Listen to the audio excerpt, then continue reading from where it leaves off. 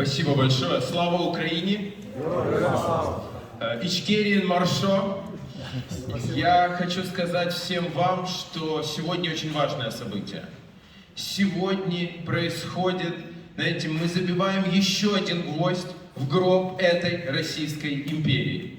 И не важно, как она называется, Российская империя, Советский Союз, Российская Федерация, это абсолютно одна и та же самая сущность.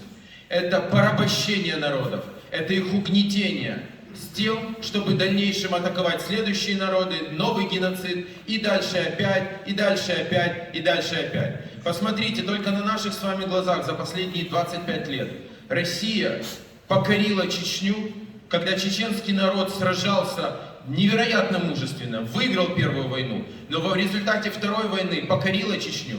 И нерожденные еще в 2000 году чеченские мальчики, сегодня их превращают в пушечное мясо и кидают в Украину умирать. Делает это путинский наместник в Чечне, предатель своего народа Рамзан Кадыров. Посмотрите дальше. 2008 год. Южная Осетия и Абхазия. И осетин, и абхазов сегодня кидают умирать в Украину против украинцев. Посмотрите дальше, 2014 год, Донбасс, Крым, и все то же самое повторяется. Они атаковали Украину, потому что им нужны миллионы украинских мужчин, чтобы дальше атаковать балтийские страны, Польшу, Румынию, Грузию, все остальные их соседей, порабощать и двигаться вперед. Они узнают только разрушение. Поэтому нашим с вами девизом должно стать: за нашу и вашу свободу. Эти слова, сказанные когда-то в Польше, и они стали на самом деле пророческими. Посмотрите, если бы не было сегодня свободной Польши, свободной Литвы, как тяжело было бы устоять свободной Украине. Благодаря тому, что они есть, мы держимся, нам помогают наши друзья и братья, и мы сражаемся вместе.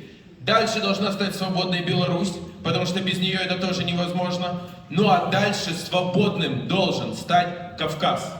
И мы должны знать, что без свободного Кавказа не будет свободной Украины. Без свободной Украины не будет свободного Кавказа. Я думаю, сегодня это понятно каждому человеку.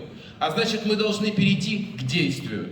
Так как сегодня бойцы батальона Шейха Мансура, Джохара Дудаева и батальона имама Шамиля, которые созданы, сражаются плечом к плечу с избройными силами Украины против этой империи. Вот эти батальоны, они должны стать основой освободительной армии Кавказа, которая сначала поможет Украине победить и защитить свою свободу, а потом будет освобождать Кавказ.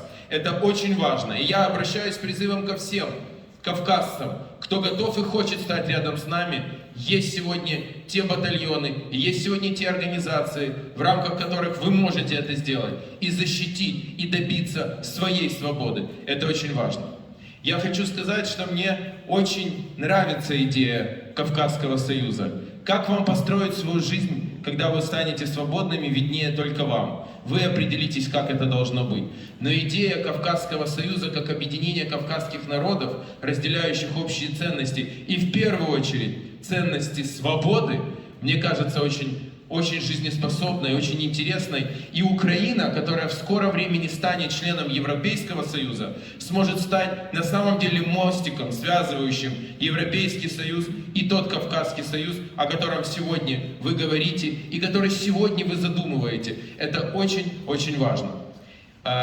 Имам Шамиль сказал, что свобода – это величайшее достояние человека. И отнять свободу у человека – это тягчайшее преступление перед Всевышним.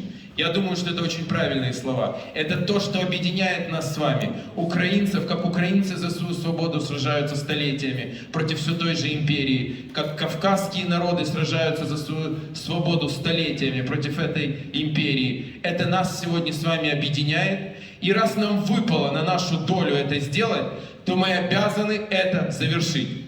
И Российская империя должна быть разрушена. Народы, которые Россия покорила, должны быть деколонизованы и освобождены. И это единственный путь к безопасности на нашем континенте. Иначе ее не будет. Более того, как ни парадоксально, это единственный путь, в том числе и если русский народ хочет жить нормально. Мы все с вами видели после Второй мировой войны, была немецкая империя, и после ее разрушения и денацификации Германия стала уважаемой, богатой, процветающей страной. И Россия никогда не сможет жить нормально, пока она будет жить как империя. И поэтому мы обязаны этот процесс завершить.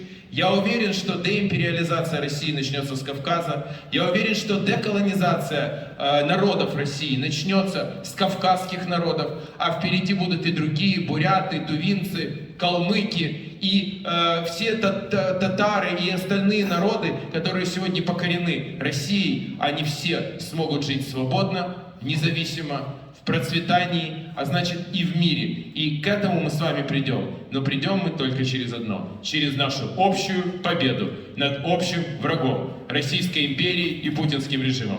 Спасибо большое. Ишкерин Маршо. Слава Украине! Вперед к победе! Героям слава!